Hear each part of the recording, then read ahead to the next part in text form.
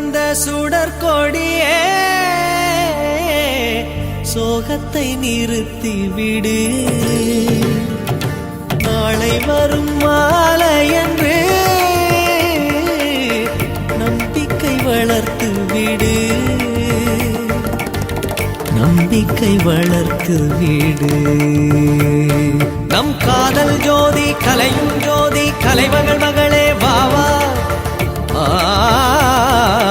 காதல் ஜோதி கலையும் ஜோதி